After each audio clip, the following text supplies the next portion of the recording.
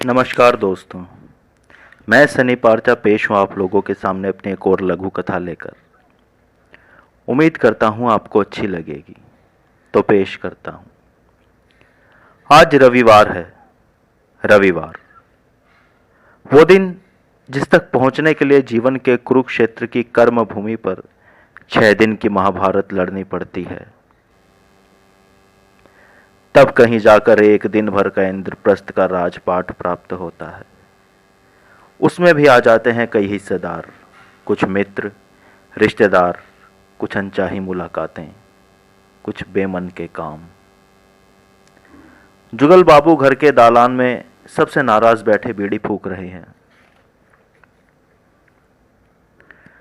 नैन की कोरों पर पानी इकट्ठा था, जो कभी भी डबडबा कर टपक सकता था।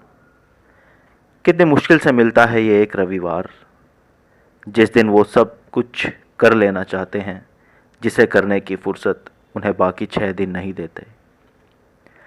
पिछली बार इस एक दिन के शासन में उनकी प्रजा उन्हें छोड़ गई थी, यानी उनके बीवी बच्चे अपने ननिहाल चले गए थे। शनिवार को काम से लौटकर उन्हें ऐसा लगा था जैसे उन्होंने 6 दिन के दुरूह चक्रव्यूह को भेद डाला और फिर भी उनके हाथ लगी पराजय। ठीक वैसा जैसा हमें तब लगता है जब अभिमन्यु चक्रव्यूह को जीत लेने के पश्चात मारा जाता है। पर आज क्या हुआ? आज तो सब वहीं हैं, बीवी, बच्चे, घर के बाकी लोग। फिर आज क्यों उन्हें वो 6 दिन का संघर्ष इस एक दिन के विश्राम से बेहतर लग रहा है? क्यों? जिन परिजनों के चेहरे देखने की उत्सुकता लिए वो दौड़े दौड़े काम से आते हैं, आज उनसे मुंह फेरे बीड़ी क्यों फूंक रहे हैं? असल में उन्हें एक अजीब बीमारी है। वो चाहते हैं कि उनके एक दिन के राजपाट यानी अवकाश में उनका राज्य यानी घर साफ सुथरा रहे।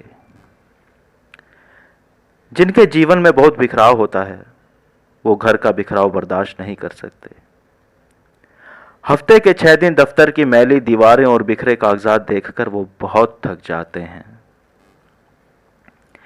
जुगल बाबू और उनकी पत्नी दोनों ही नौकरी करते हैं। जब भी उन्हें साथ समय बिताने का अवसर मिलता है, जुगल बाबू की कोशिश रहती है कि वो पत्नी का हाथ पटाएं। अच्छी नीयत कई बार बहुत बुरे परिणाम देती है। बच्चे जो बार बार घर को अस्त व्यस्त कर देते हैं, जुगल बाबू बार बार उठाकर रखते हैं उनका carrom board, Trump card, chips के पैकेट, झूठे बर्तन। और कितना प्रयास करने पर भी वो इस छोटे से मैदान को साफ नहीं कर पाते। उनकी मानसिक बीमारी के चलते उन्हें लगता है जैसे वो इस कुरुक्षेत्र से नहीं हटा पाते सारी लाशें। उन्हें समझे बिना हो जाती है उनकी बहस पत्नी से। तब वो अशोक की तरह एकांत में चले जाते हैं, रक्त रंजित कलिंग को उसके हाल पे छोड़कर।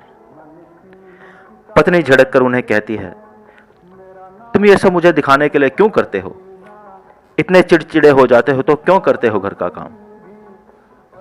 पर क्या वाकई पत्नी को नीचा दिखाना यही होती है उनकी मंशा? नहीं, वो तो बस इस एक दिन के राज्य के समय का ज्यादा से ज्यादा हिस्सा साथ बिताना चाहते हैं।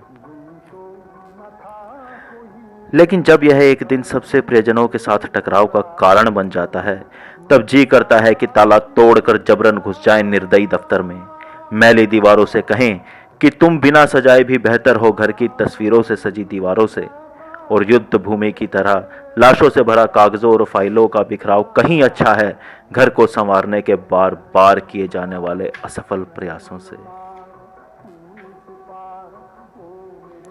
जिससे वो किसी को प्रसन्न तक नहीं कर पाते।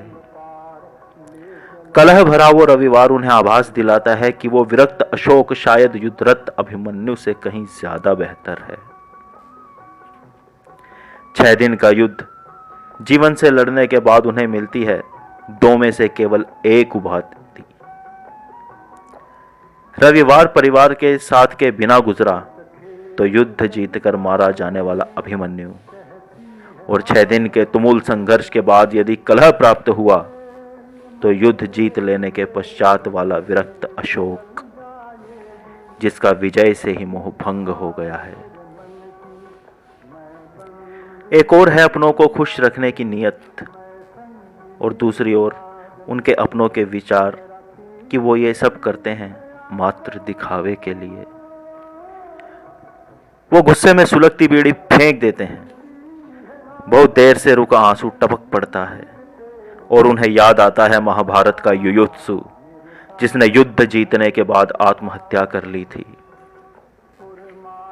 जिस तरह अशोक ने धिक्कारा था अपनी खूनी विजय को, जुगल बाबू अपनी एक दिन की निष्फल विजय और 6 दिवस के संघर्ष पर थूकने लगते हैं। अफसोस, अफसोस।